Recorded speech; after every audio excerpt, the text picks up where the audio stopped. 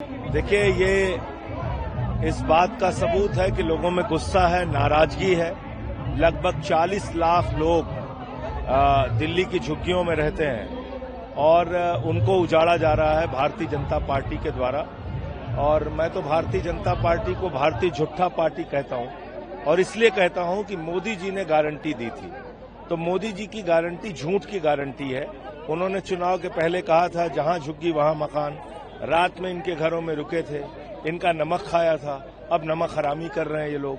तो मुझे लगता है कि ये बहुत दुख की बात है कि हमारे यूपी, बिहार, पूर्वांचल के लोगों को ये लोग रोहिंग्या कहते हैं, बांग्लादेशी कहते हैं, ये अपमानित करते हैं रोज। बड़ी मुश्किल से 40-50 साल से जिन जगहों पे लोग रह रहे हैं, जिन्होंने अपने मकान बड़े मुश्किल से बनाए, मजदूरी करके, मेहनत करके, तो उनके घरों पे बुलडोजर चला रहे हैं। इसलिए आज ये बड़ी तादाद में लोग इकट्ठा हुए और केजरीवाल साहब ने लोगों से अपील किया है कि जरूरत पड़ी तो सबको सड़कों पे आना पड़ेगा।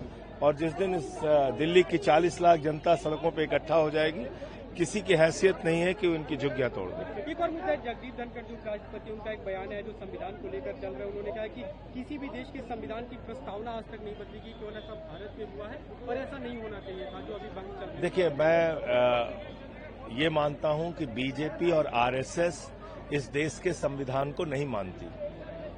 वो मनुवाद को लागू करना चाहती है, वो मनुस्मृति का संविधान लागू करना चाहती है। इस देश के दलितों, पिछड़ों, आदिवासियों का हक मारना चाहती है, अल्पसंख्यकों का हक मारना चाहती है, और इसलिए वो ये कवायद चला रहे हैं। उनको धर्मनिरपेक्षता शब्द से आपत्ति है, उनको समाजवाद शब्द से आपत्ति है। आप बताइए, धर्मनिरपेक्षता क्या है? हम सभी हमारा धर्म क्या कहता है? हिंदू धर्म वसुदेव कुटुंबकम, पूरा विश्व हमारा परिवार।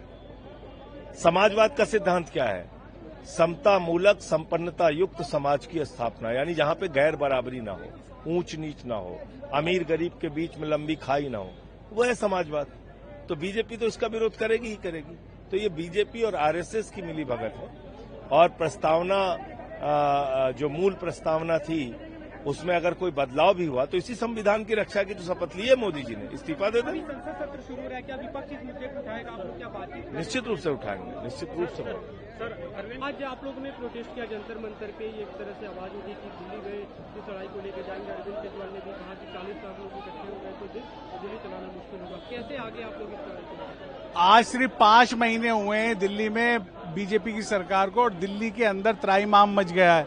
आज दिल्ली में 40 लाख लोग झुग्गियों में रहते हैं, और जिस तरीके से बीजेपी ने झुग्गी वालों को परेशान करने का, उनकी झुग्गियां तोड़ने का, उनके रोजगार खत्म करने का काम कर रही है, उसके खिलाफ आज ये जन आंदोलन था जिसमें लाखों लोगों ने हिस्सा लिया। और इसको लेकर दिल्ली की सारी जनता जो है इस वक्त आक्रोश के अंदर है। और आम आदमी पार्टी दिल्ली की जनता की पार्टी है, और अरविंद केजरीवाल जी जो गरीबों के मसीहा हैं, वो इस आंदोलन में दिल्ली की गरीब जनता के साथ कंधे से कंधा मिलाकर खड़े हैं। एक और मुद्दा, अभी सावन शुरू होने वाला है, कांवड़ यात्रा। दिल्ली सरकार के वर्तमान मौजूदा मंत्री कपिल मिश्रा, उनका एक बयान है कि मीट की दुकानें फिर से बंद कराई जाएंगी। मैंने उनका बयान सुना नहीं है। देखिए, ऐसा है कि हम तो सभी का सम्मान करते हैं, और जितने भी हमारे कांवड़ भक्त जाएंगे, हम तो सबसे मोहब्बत करते हैं, सम्मान करते हैं, और मैंने उनका बयान सुना नहीं है, और हम सबकी आस्था का सम्मान करते हैं।